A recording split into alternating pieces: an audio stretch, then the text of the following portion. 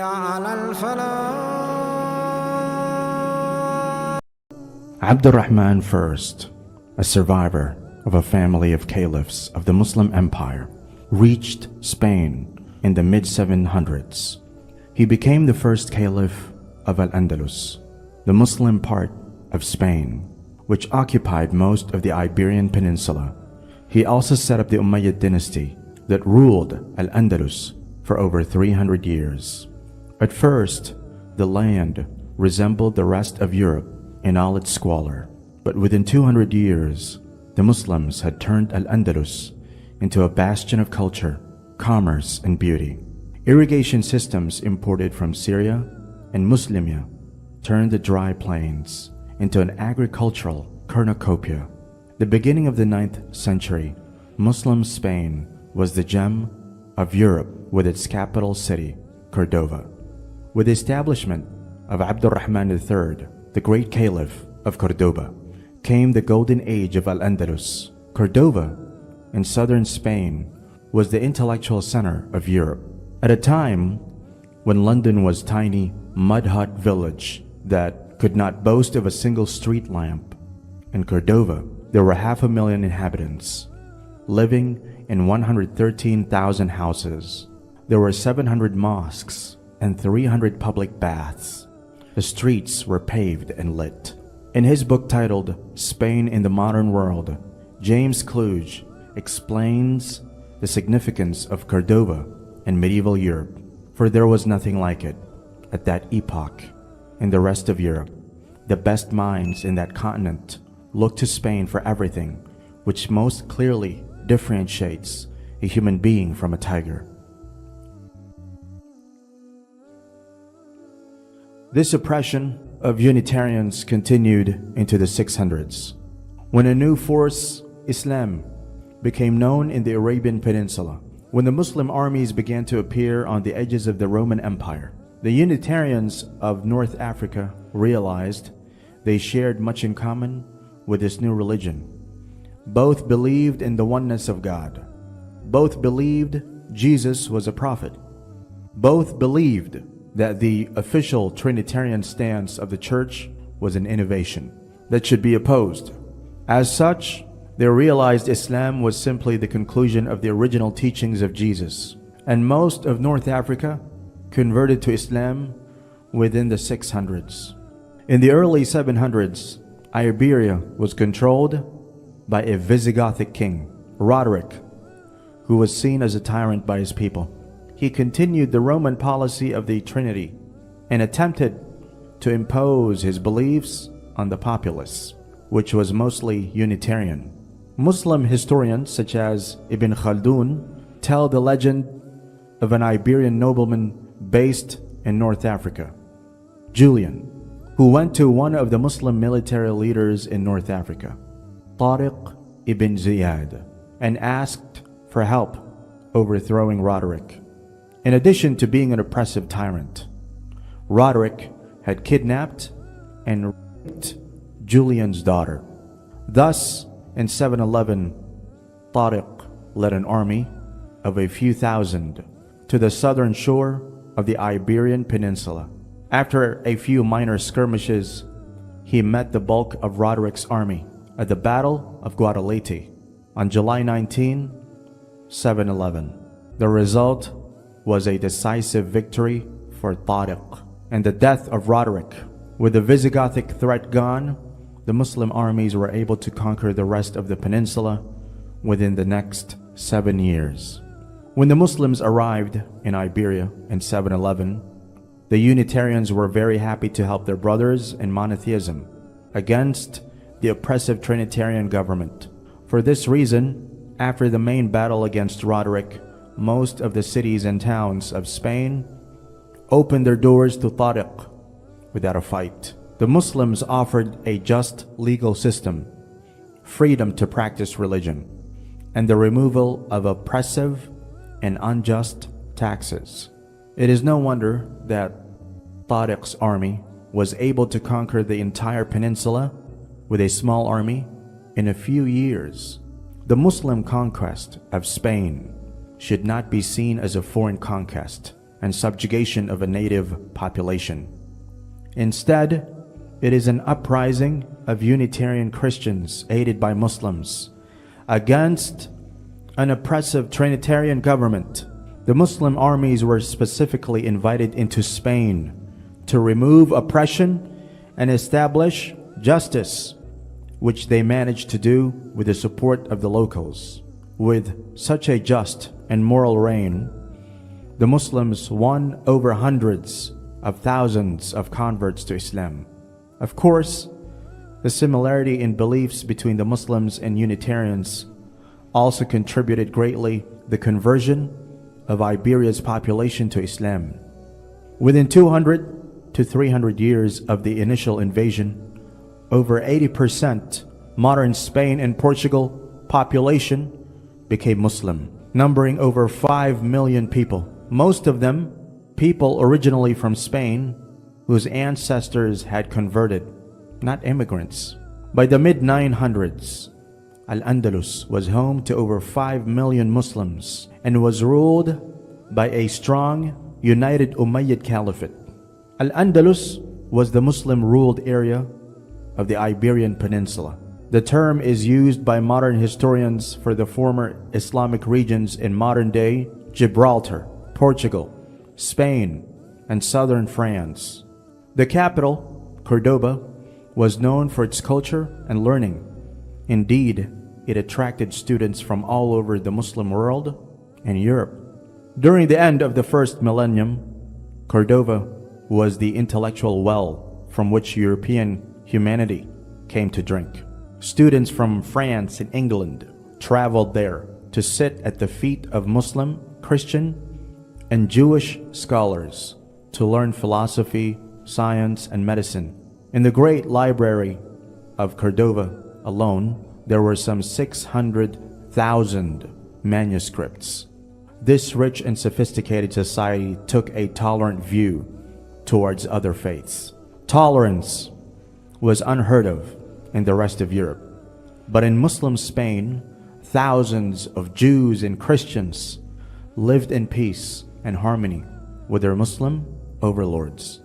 However, this golden age of politics and society came to an end in the 11th century, when the caliphate broke up into small states called taifas. These taifas were vulnerable to invasion by Christian kingdoms in the north, and fell one by one to the Reconquista over the next 200 years. For this reason, the collapse of Islamic rule in Spain was due to both increasing aggression from Christian states and division among the Muslim rulers. The early 11th century saw the single Islamic caliphate shatter into numerous small kingdoms, making them easier for Christian states to conquer. This marked the beginning of the Reconquista, the conquest by which Christians from the north of the Muslim Iberian Peninsula to the south. The major Muslim cities of Cordoba, Seville, and Toledo were one by one conquered between the 11th and 13th centuries by the Christian kingdoms of the north, starting with Toledo in 1085. The Muslims responded with a fight back led by Murabitun, Almoravids, and Muwahidun, movements from North Africa that helped slow the Christian advance. The Murabitun, led by Yusuf ibn Tashfin, defeated the Christians in 1086, regaining control over much of Muslim Andalus by 1102. However, after Yusuf's death in 1106, Muslim states began fighting each other, leading to internal rebellions.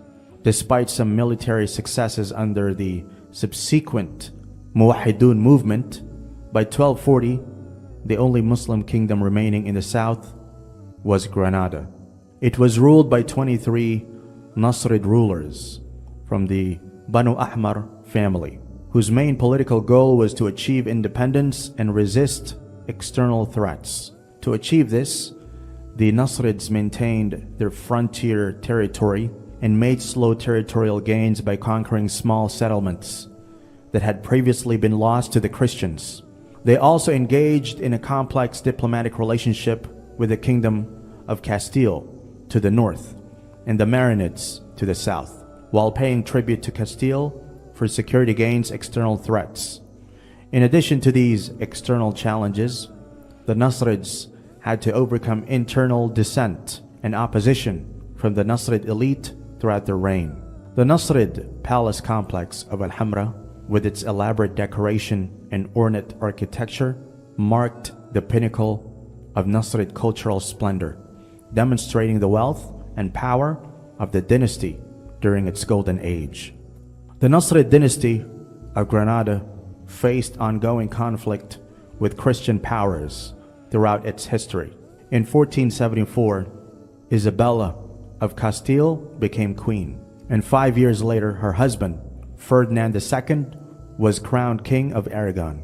The two kingdoms joined forces to launch a campaign against the Kingdom of Granada. In 1482, the Christian armies were able to take the previously impregnable settlement of Al-Hamra, which was followed by internal dissension with the Granadan state.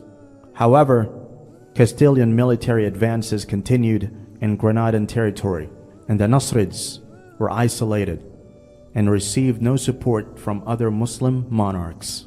In response to a conquest from the chief Qadi of Granada, the Mamluk Sultan Qait Bey sent 2 friars from the church to the Holy Sepulchre to plead with Isabella and Ferdinand to spare Granada. The monarchs agreed to uphold the civil and religious rights of Andalusian Muslims, but did not change their plans to advance against Granada. The final collapse of the Kingdom of Granada was now on hand. The Castilian army continued its attacks, and Granadan strongholds fell one after the other.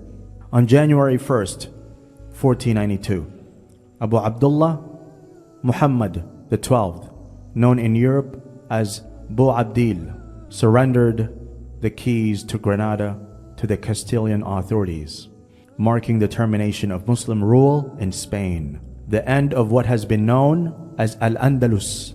The Spanish persecution of the Moriscos refers to the persecution and discrimination faced by the descendants of Muslim converts to Christianity in Spain following the fall of the Emirate of Granada in 1492. Initially, the Spanish crown allowed Muslim converts to remain in Spain as long as they converted to Christianity, and many did so in order to avoid exile or slavery. These converts were nevertheless seen as a potential threat by the Spanish due to their perceived likelihood of secretly practicing Islam. As a result, the Moriscos faced severe persecution, including forced conversions, the destruction of their religious texts, and the suppression of their cultural practices. In 1526, all of the Muslims in Granada were ordered to convert to Christianity, become slaves, or be exiled. And this prohibition was later extended to the rest of Spain. Similarly, between 1492 and 1501, the Jews of Andalusia were forced to convert to Christianity or be exiled. Conversos, or converted Muslims and Jews, were accused of secretly practicing their old religions and were severely persecuted by the Spanish Inquisition. The persecution of the Moriscos reached its peak in the early 17th century when the Spanish monarchy, fearful of the perceived threat posed by this group, ordered their mass deportation from Spain between 1609 and 1614. This mass deportation had significant repercussions on Spanish society and is often compared to modern refugee and migrant movements. The Ottoman Empire, which was a major power in the Muslim world, granted sanctuary to Andalusian Jews during the 15th and 16th centuries. This came at a time when Jews were not only facing forced conversions to Christianity or expulsion from Spain, but also persecution through the Spanish Inquisition. As the Ottoman Empire was known for its religious tolerance, Jews were able to freely practice their religion. The empire also had a large Jewish population and a long history of Jewish settlement.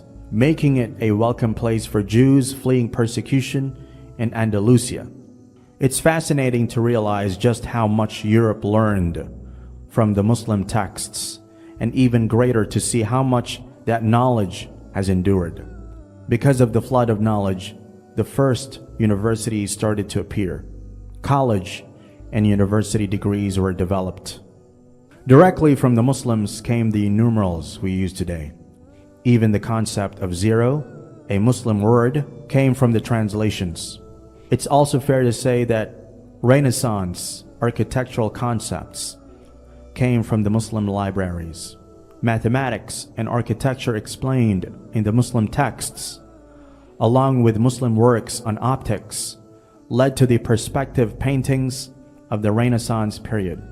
The first lawyers began their craft using the new translated knowledge as their guide. Even the food utensils we use today come from the Cordova kitchen. All of these examples show just some of the ways Europe transformed from the Muslims.